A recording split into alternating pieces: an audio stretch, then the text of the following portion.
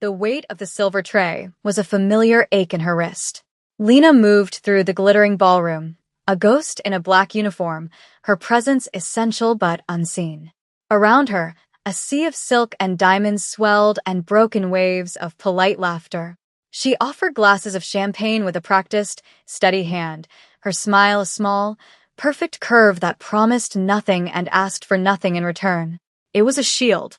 Tonight's event was for a new tech merger, but the real power in the room wasn't on the stage. It was in the corners, in the quiet conversations held over tumblers of amber liquid. And the absolute center of that power, the still point around which the entire evening spun, had just walked in. She knew of him, of course. Everyone did. Kwon Jin-woo. His legitimate businesses were vast, but the whispers that trailed him were of a different empire, one built of steel, shadow, and blood. He moved like a man who owned not just the room, but the very air within it. His suit was Tom Ford, a shade of charcoal so dark it was almost black, tailored with surgical precision. He didn't walk, he flowed, parting the crowd without a single touch. A flock of models, impossibly tall and draped in gowns that cost more than Lena's car, descended upon him. They smiled, they tilted their heads, they offered their perfect, hungry faces to him like flowers to the sun. He looked through them. His gaze was flat, his expression carved from stone. He gave a curt nod to his host and continued his path, leaving a wake of disappointed pouts and frustrated sighs. Lena kept to her duties, refilling her tray from the service bar, her focus on the delicate balance of crystal flutes. She felt his approach before she saw it, a sudden drop in the ambient temperature of the room, a hush in the noise. He was heading for the secluded terrace, and her path inadvertently intersected his. She paused, holding the tray close, giving him space to pass. He was taller than she'd expected, his shoulders broad under the expensive wool. The scent of him hit her. Not a cloying cologne, but something clean and sharp, like cedar and cold smoke. As he drew level, his eyes, which had dismissed a room full of beauties, finally landed on something. On her. For a heartbeat, the world stopped. His eyes were a deep, starless brown, and for the first time that night, they weren't empty. They were assessing, sharp, and unnervingly focused. Reflex took over. Lena offered him the same small, professional smile she offered everyone. It was polite. It was distant. It was safe. But he froze. For one long, silent second, Kwon Jin-woo, the man who moved through the world as if it were an inconvenience, simply stood there, watching her. It wasn't a leer. It wasn't predatory. It was something else, something she couldn't name. It was like a man dying of thirst seeing a glass of water. Then the moment shattered. He gave a barely perceptible nod, a flicker of acknowledgement, and continued onto the terrace, his guards closing ranks behind him. Lena let out a breath she hadn't realized she was holding. Her heart was a frantic drum against her ribs. She told herself it was nothing, a trick of the light, but she couldn't shake the feeling of being truly seen. Later, the crowd began to thin. Lena was sent to clear the glasses from the terrace. It was empty now, save for the lingering scent of smoke and the chill of the night air. She worked quickly, her movements efficient. As she reached for the last 2 glasses on a small table near the balustrade, she heard voices from the service alley just below. Low. Tense. You were given a deadline, Vasily. The voice was quiet, almost gentle, but it carried a chilling authority that made the fine hairs on Lena's arms stand up. It was Kwon Jin-woo. There were complications, another voice answered, this one with a thick, Eastern European accent, laced with a desperate bravado. The shipment was misplaced. Misplaced, Jin-woo repeated. The word was not a question. It was a judgment. You mistake me for a patient man. That cargo represents a significant investment. My partners are not the forgiving type. I will find it, Vasily insisted, his voice rising. A few more days. There was a soft click. A sound so small it was almost lost to the city noise, but Lena knew it. The sound of a gun's safety being disengaged. You will return what you took by sunrise tomorrow, Jin-woo said, his voice dropping to a silken whisper that was more terrifying than any shout. Or I will take far more than was ever yours. I will start with your daughter. I hear she has her mother's eyes. It would be a shame to close them permanently. Lena's breath hitched. A glass slipped from her numb fingers, shattering on the stone tiles with a sound that echoed like a gunshot in the sudden silence. Below, the voices stopped. Every instinct screamed at her to run, to hide, to become invisible. But she was frozen, pinned by the sudden, absolute certainty that she had just signed her own death warrant. Footsteps, sharp and quick, ascended the metal stairs of the service exit. He appeared at the terrace door, a silhouette against the ballroom lights. He was alone. His eyes found her instantly, sweeping over her frozen form, the shattered glass at her feet. The mask was gone. The bored businessman had vanished, replaced by something ancient and predatory. He walked toward her, his steps measured and silent. He stopped just a few feet away, his gaze locking onto hers. He wasn't angry. He was something far worse. He was calm. You heard that, he stated. It wasn't a question. Lena couldn't speak. She could only nod, a tiny, jerky movement of her head. He studied her face, his eyes searching for what? Fear? Deceit? He tilted his head slightly. You smiled at me earlier. The randomness of the statement threw her. I was working. No, he said, his voice soft. The other smiled at me. You smiled. There is a difference. He took another step closer. And now you're a problem. A loose end. Lena finally found her voice, a thready whisper. I won't say anything. I didn't see anything. I didn't hear anything. A flicker of something amusement? Regret? Crossed his face. I believe you. But the men I deal with do not trade in belief. They trade in certainty. He reached out, not to touch her, but to brush a stray shard of glass from the sleeve of her uniform. The gesture was so unexpectedly gentle it made her flinch. Which is why you're coming with me. His men appeared at the doorway, as silent and sudden as he was. They didn't grab her. They simply stood, their presence a wall she could never hope to break through. There was no choice. Her ordinary world, with its aching wrists and polite smiles, had just ended. The penthouse was a cage of glass and steel overlooking a city that now felt 1,000,000 miles away. It was beautiful, minimalist, and utterly devoid of warmth. For 2 days, Lena existed in it. She was not a prisoner in a cell, but she was a captive nonetheless. She had a bedroom with a silk duvet and a bathroom larger than her entire apartment, but the doors were always watched. Jinwoo was a ghost in his own home. He was there, then he was gone, moving in and out with his retinue of silent, dark-suited men. He didn't speak to her beyond the initial, clinical explanation. You are a witness. A liability. Until my business with Vasily is concluded, you will remain here. You will be safe. Do not try to leave. Lena didn't. She was a survivor. She knew when to fight and when to wait. So she waited. She watched him when he thought she wasn't looking. She saw the immense pressure he carried in the set of his shoulders, the way he would stand for hours staring out at the city lights, a glass of whiskey untouched in his hand. He was a man holding an empire together with sheer, brutal force of will. On the third night, she was woken by a sound, a choked cry from the main living area. Slipping out of bed, she crept toward the sliver of light coming from under her door. She peered into the vast, moonlit space. Jinwoo was on the sofa, asleep. But it wasn't a peaceful sleep. His head thrashed against the leather cushions, a sheen of sweat on his brow. He was caught in a nightmare. Sohyun, he murmured, the name a raw wound in the silence. Sohyun, I'm sorry. His hand clenched into a fist, his knuckles white. The control he projected at all times had fractured, and in its place was a raw, unfiltered agony. Lena watched, her own breath caught in her throat. This was his vulnerability. This was the crack in the marble. As if sensing her presence, his eyes snapped open. They were wild for a second, lost in the dream's wreckage, before they focused on her. The pain vanished, instantly shuttered behind a wall of cold fury. What are you doing? He demanded, his voice rough. I heard you, she said softly, not moving from the doorway. He sat up, running a hand over his face, his composure reasserting itself with terrifying speed. Go back to bed. Lena hesitated. Who is Sohyun? The air crackled. The temperature in the room dropped 20 degrees. That is not your concern. You loved her, Lena stated, the words leaving her before she could stop them. It wasn't a question. She had heard it in the way he'd said the name. He stood up, turning his back to her to face the wall of glass.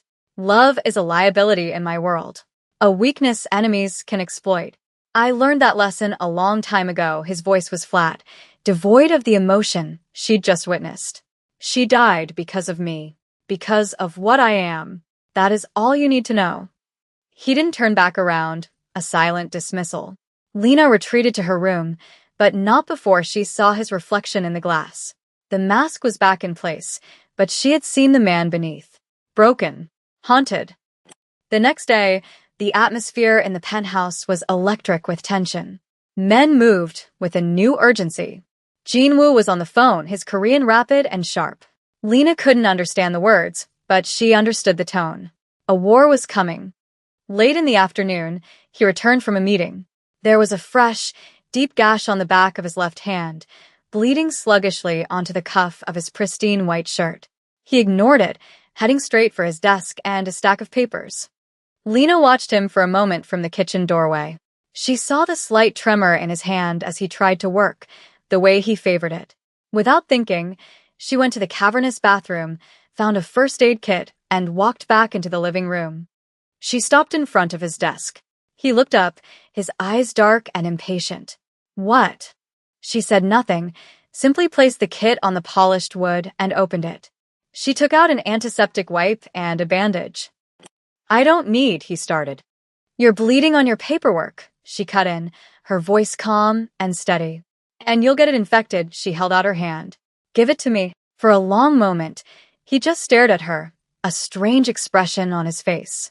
It was a look of profound surprise, as if no one had dared to give him an order in a decade. Slowly, as if testing her resolve, he extended his injured hand. She took it. His skin was warm, his hand large and calloused. She worked with a quiet efficiency, her touch gentle but firm as she cleaned the wound. The world seemed to shrink to the space between them. The scent of him, cedar and smoke, mingled with the sharp smell of the antiseptic. She could feel the steady, powerful thrum of his pulse beneath her fingers. He watched her face, his gaze intense. He wasn't looking at her as a liability anymore. He was looking at her, at the focused frown on her brow, the competence in her hands. You're not afraid of me, he said, his voice a low murmur. Lena didn't look up from her task. I'm not stupid. I know I should be. She carefully wrapped the bandage around his hand. But fear is a luxury. I learned that a long time ago, too. She finished, her fingers lingering for a fraction of a second on his wrist. When she finally met his eyes, the air was thick with something new. It wasn't just tension. It was a current, a live wire connecting them. He didn't pull his hand away.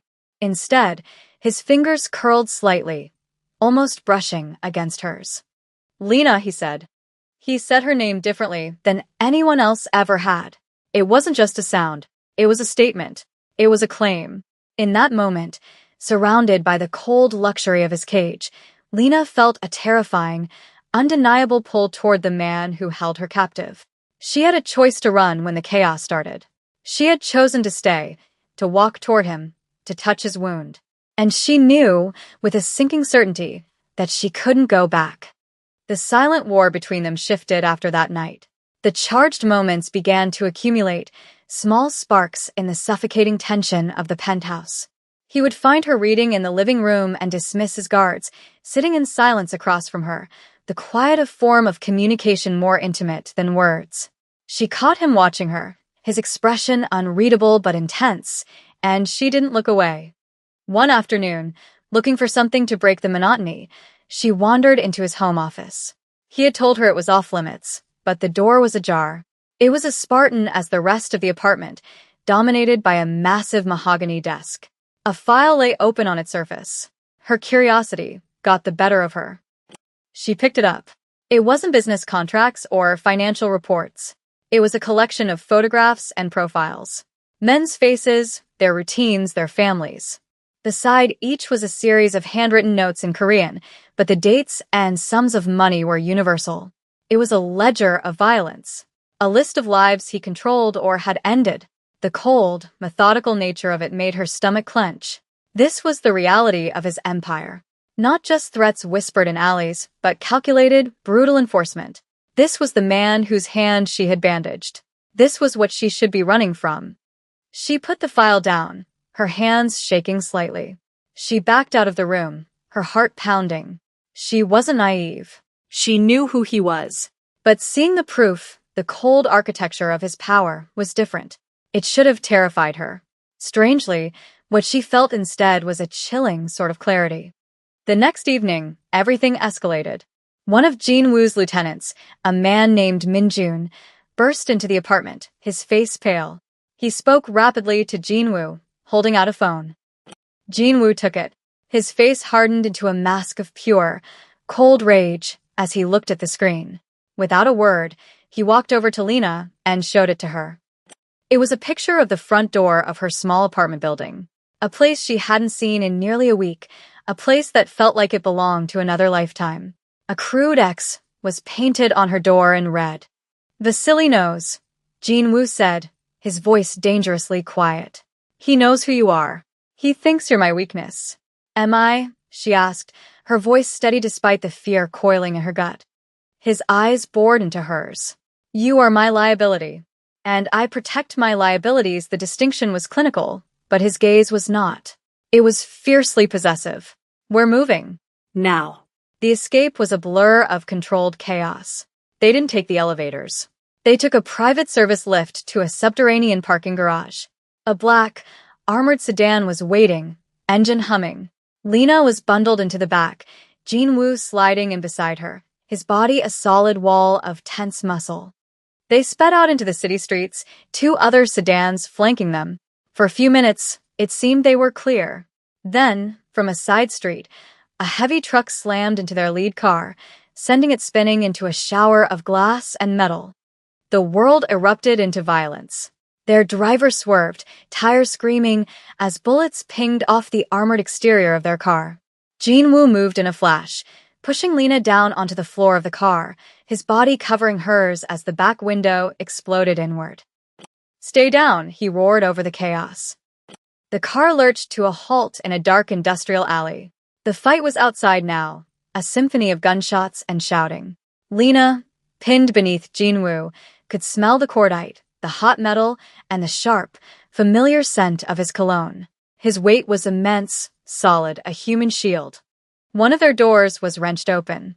A man with Vasily's face, wild-eyed and desperate, leaned in, a gun in his hand, aimed at Jin-woo's exposed back.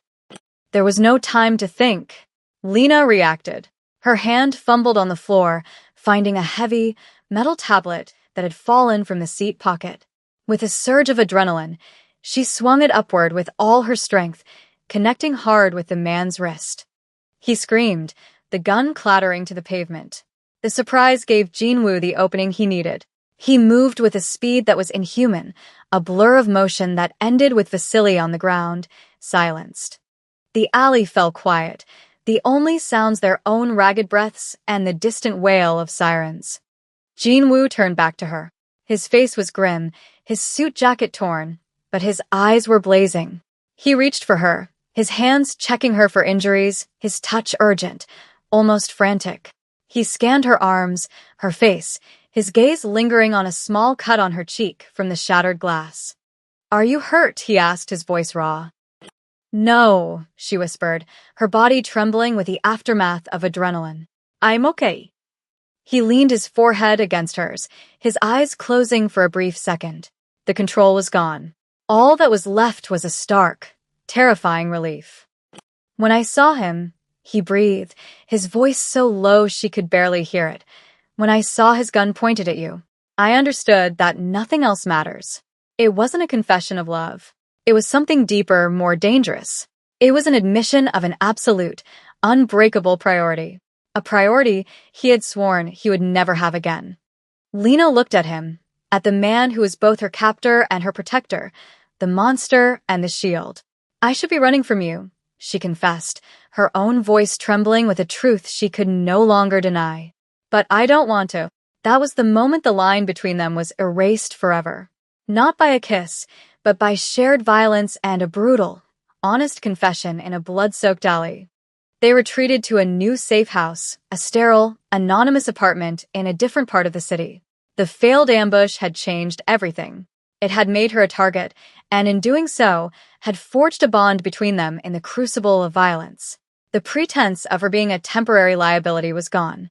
She was part of his war now. As Jin-woo directed his men, his voice a low, lethal hum over the phone. Piecing together the attack, Lena replayed it in her mind. Something was wrong. Vasily was desperate, but he wasn't stupid. The attack was too precise. Too perfect. They knew the route. They knew which car he would be in. It wasn't just Vasily, she said, cutting through the low murmur of his conversation. He lowered the phone, his full attention on her. What do you mean? Someone told him where we would be, she insisted. The truck that hit your lead car, it was waiting. It wasn't a chance encounter. It was an ambush set by someone who knew your protocol. He studied her, his expression unreadable. His men were loyal to a fault, bound by debt and fear. Betrayal was the ultimate sin in his world, almost unthinkable. Who? He asked, the single word laced with ice. I don't know, she admitted. But when we were getting in the car, I saw him in June. He wasn't looking at you. He was looking down the street. I thought he was just being watchful. But now it felt different. Like he was looking for a signal. Minhyun. His most trusted lieutenant. The man who had been with him for years. The man who saw her as a weakness. The seed of doubt, planted by her observation, took root in the cold calculus of his mind. He didn't dismiss her. He considered it. Her perspective was untainted by years of history and loyalty. She saw only what was there. We will find out, he said. He ended his call and made another. He was setting a trap and she was the bait. The plan was simple and terrifying. Jin-woo would let it be known that he was moving Lena again, this time out of the city. He would leak a false route, a different one from what Lena had suggested the traitor knew. But they would take the original route, the one from the first ambush, counting on the traitor's arrogance. Lena had to play her part. She had to look afraid. She didn't have to act. The fear was a cold knot in her stomach, but beneath it was a strange, hard resolve. She was no longer a waitress caught in the crossfire. She was a participant. She had made a choice in that alley, and she would see it through. As they prepared to leave, Jin-woo stopped in front of her. He adjusted the collar of her jacket, his fingers brushing her neck. His touch was light, but it sent a tremor through her. Stay behind me, no matter what happens, he commanded softly. I'm not a bystander anymore, Jin-woo, she replied, her voice quiet but firm. I'm in this with you. His dark eyes held hers, and for the first time, she saw a flicker of something that looked like respect. He gave a single, sharp nod. The drive was agonizingly tense. The streets were dark, slick with rain. As they approached the same industrial district, Lena's heart hammered against her ribs. Just as she predicted, a black van swerved to block their path. Men poured out, armed and ready. But this time, Jin-woo was ready for them. His own cars materialized from the shadows, boxing the attackers in. The firefight was short and brutal. Jin-woo moved through it like a phantom, a symphony of controlled violence. In the chaos, Lena saw him. Minhyun. He wasn't fighting. He was standing near the back of the van, his gun raised, aiming not at Jin-woo's men, but directly at her. Jin-woo, she screamed. He turned, following her gaze. He saw the betrayal in his friend's eyes. He saw the gun pointed at the one thing he could not lose. He moved, faster than she thought possible, placing himself between her and the bullet. The shot rang out, loud and final in the night. Jin-woo grunted, stumbling back a step, a dark stain blossoming on his shoulder. The cost was paid. In blood. His blood. For her. The sight of him, wounded for her, broke something inside Lena. The last of her fear burned away, replaced by a cold, sharp fury. While Jin-woo's men subdued a shocked Minjun, she ran to him.